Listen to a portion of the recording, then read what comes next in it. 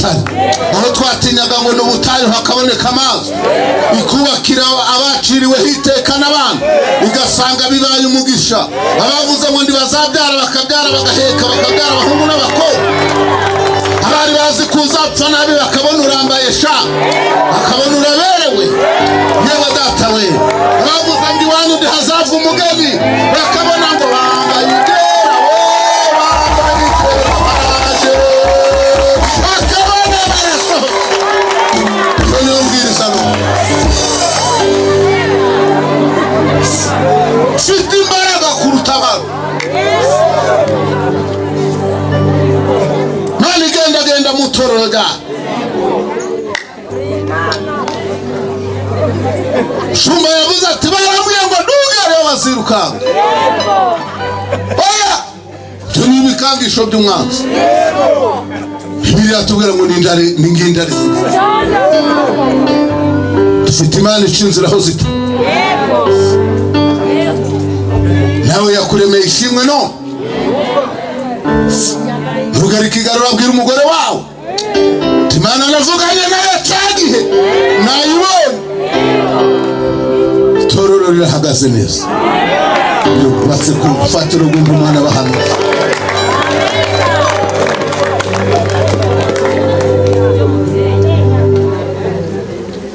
Ndasaba Imana ngo ihindure amateka yawe.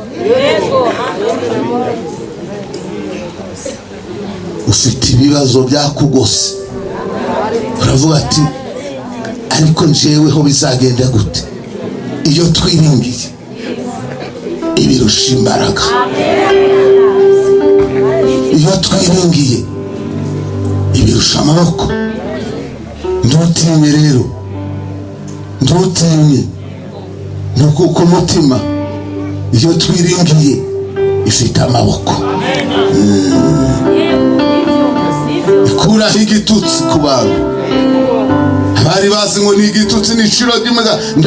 Ndahanurira weho wahahamuwe n'abantu, nawe warirebye usanga ibyawe bitazashoboka, kuko abantu barakubwiye nawe ugendera muri, ugendeye mu mivumo y'abanyoko wanyu n'abanyogoseni n'abanyogo.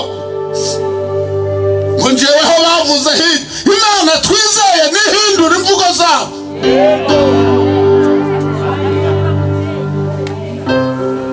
Twiringiye Imana irema ibitariho bikaboneka. Nawe muri iki gitondo kuremera amashimwe.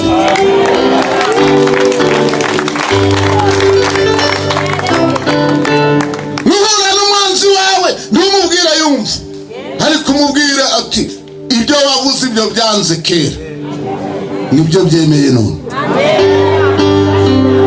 Ibyo wavuze ngo ntibizashoboka ubabwira ngo byeneye byakunze. Bararirimba ngo baraja hehe k'ijuru rikabaye. Bashaka bagwara imitima bose ntibari baguhitanye. Nibareke itabari, nibareke itabari, shaka baburi iyo bakwiba. Dusari ico bitubwiye, ico tuzi nuko twiringiye itabara igakora ibitangaza.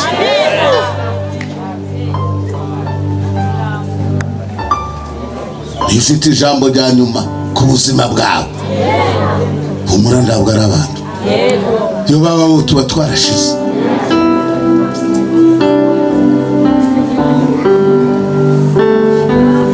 Ngiye gusoza mbabwira ibintu bitatu bituma twiringira Imana, twiringira Uwiteka. Ibintu nababwira bitatu kwiringira Imana bidusubiza indege mu bugingo, bikatugaruramo ihumure, ko tuzi ko hejuru yayo nta yindi Mana iri hejuru ya byose kandi irihagije ku buzima bwawe. Reka bacurire imigambi iyo bavuge, banegure, bagi umunsi umwe bazakanura amaso babona ibyo bavuze bitagira agaciro, kuko iyo wiringiye izimya umuriro witanura.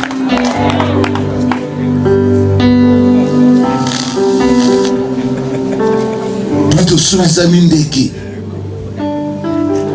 bikatugaruramo ihumure.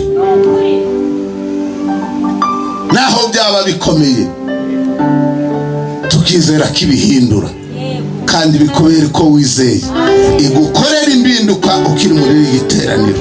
Nutaha nugera iwanyu n'umunsi w'ejo uri mu masengesho, uzature uvuge ko wabonye impinduka, kuko ni Imana ihindura amateka, ikurura amasezerano yayo, igatesha agaciro ibyavuzwe n'abantu.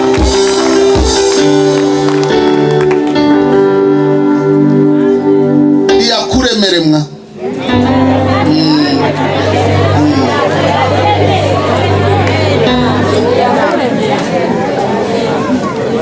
cya kabiri, kwiringira Uwiteka bidutinyura imbere y'abanzi bacu.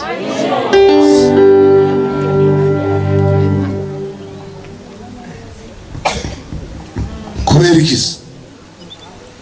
Kuko twiringiye iri hejuru ya bose. Kuko tuzi ko iyo twiringiye iri hejuru, ifite imbaraga, ifite amaboko kuruta ibyo barimo. Biradutinyura tukaririmba, tugasenga, tukuzura Umwuka Wera, kuko tuzi ko imigambi bacura itazasohora, ahubwo imigambi y'Imana ariyo izasohora. Iyaguhamagaye rero uguma uko wari uri ugihamagagwa. Urumva? Kuko iyaguhamagaye, iyo twiringiye irahari, n'ibitarakogwa izabikora.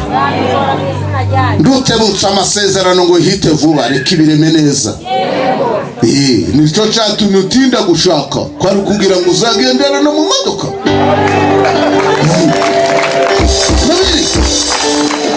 Hari igihe bitinda, kumbe biri kuremwa neza, kugira ngo umuvugizi nagere hano muzahoberane. Uzabwire bene wanjye ati nahoberanye n'umuvugizi shaka. Cyatumye bitinda. Ntumurere. Tugira ubwoba ngo ibyo bavuze ngo biri kuba, ngo kuko bavuze guca ba nyogokuru. Oya, dutesheje agaciro imvugo ya nyogokuru, tuzamuye icyubahiro cy'Imana kuri wowe. Humura, byatinze ari ukiri kubirema neza. None se wari kugira ngo ushaka uzapfa vuba?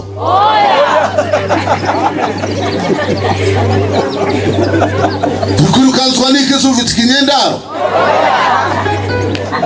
Bireke byitonde, Imana ibitunganye neza.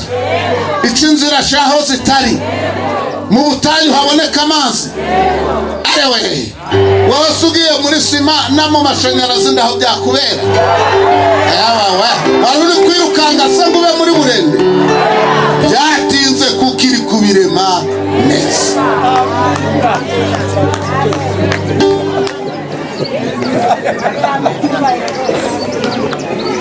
Si uko abantu babivuze, oya, igiye kubagamburuza, ibisohoze vuba. Tinyuka imbere y'abanzi bawe, tinyuka imbere y'abanzi bawe, kuko ibyo bagambiriye ndibizaba.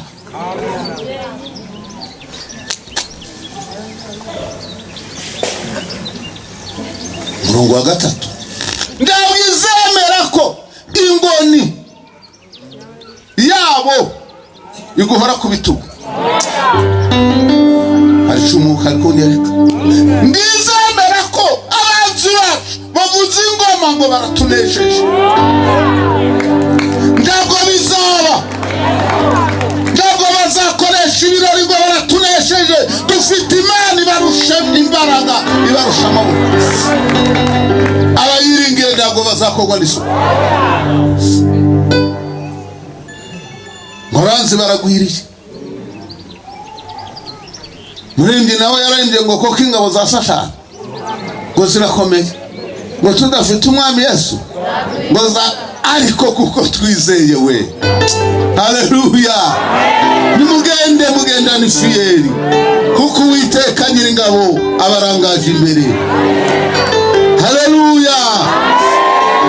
Yabwiye Kura ati humura ndutinye nzakuja imbere, ahataringaniye nzaharinganiza, ahataringaniye nzaharinganiza, n'ibihindizo by'inyuma nzabicamo kabiri, kugira ngo isohoze ibyo yagambiriye. Inzira izanyuzamo ibyawe nduyimbaze, ariko humura iri kumwe nawe, igambiriye iciza kuri wowe, kuko uyiringiye. Tinyuka, kuko ibyo yagambiriye biri hafi gusohora.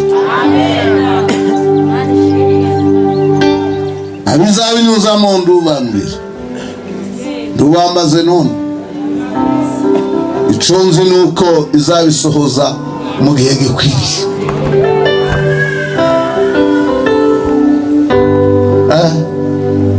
Gatatu, kwiringira Uwiteka bikomeza ibyiringiro byacu. Naho haba inzara, haba akaga, haba ibibazo, tukavuga tuti nubwo bimeze guca, ariko iyo twiringiye twabwiwe ngo ifite imbaraga, tugakomera, tukabaga Sadraki na Meshake na Abedenego. Baravuze ngo naho itadukiza, ariko natwe ntiturahemuka ngo dupfukamire kiriya kintu.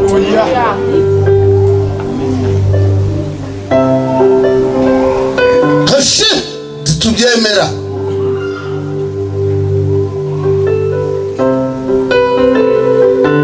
Hagarara mu byiringiro byawe neza.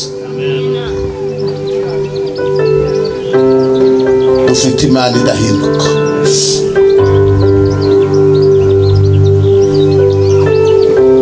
Kambumurizeweho wabaye mu minsi mibi, uko bukeye bukira, ibihe bibi nibyo byakuranze, ariko ibyo bihe bibi nibyo byahinduka ibyiza. Uyiringire, uyibwire uti wahinduriye abandi, mbonye warakoze amateka ku bandi, ngeneye ukuboko kwawe kuri nje, kandi birakubera uko wizeye.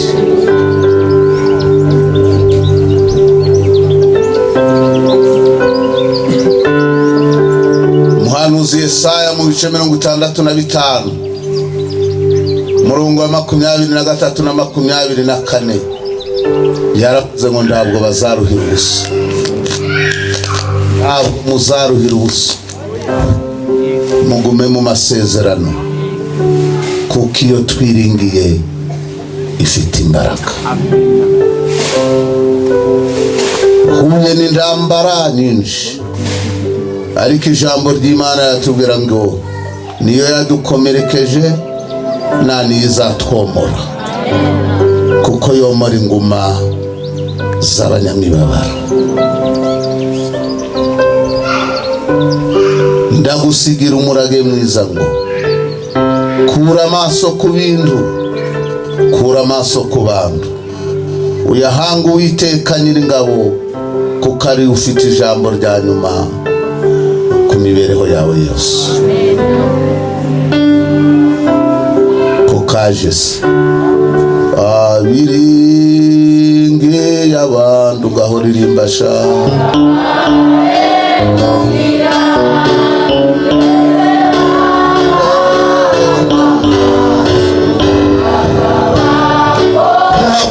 muhagurutse we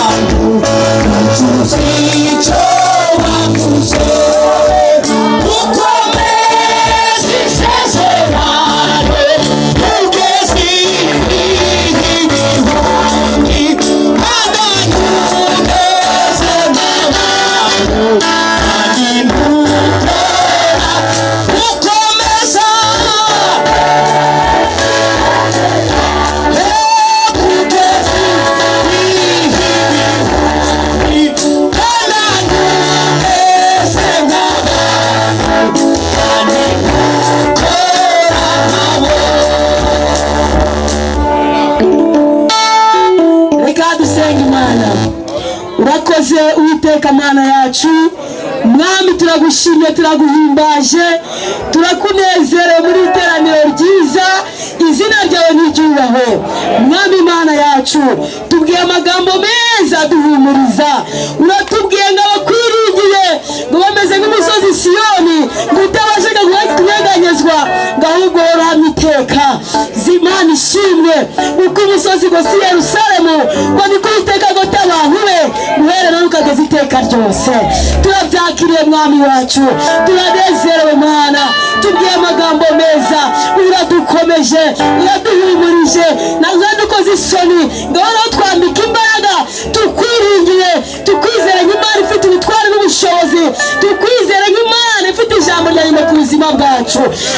Uwiteka Mana nziza, uratubwira ngo ntidutinye, ngo ntidutinyuke, twakugira ubwoba imbere y'abanzi bacu, kuko nta ruhare badufiteho, ahubwo Mwami uzaturengera uko warengeye Sadoki na Meshaki na Abedenego. Uri Imana nziza, uko wari uri ejo na n'uyu munsi ni kuri, ntabwo uhinduka. Ngaho nyakubahwa Imana, twakiriye ijambo ryawe, iraneza ubwoko bwawe. Manuka uduhindurire amateka kandi umanure ibisubizo byacu. Urakoze Uwiteka Mana nziza. Rero Mwami Imana yacu, dusaba umugisha umukozi wawe, tugashyiraho amagambo yawe. Reka iri jambo ryawe ribinkomeze imitima yacu, buri wese waryumvishije rimukomeze, rimuhumurize, kandi rimubere impamba y'urwego rizamugeza mu gihugu cyo mu ijuru. Urakoze Uwiteka Mana, kubw'umunezero dufite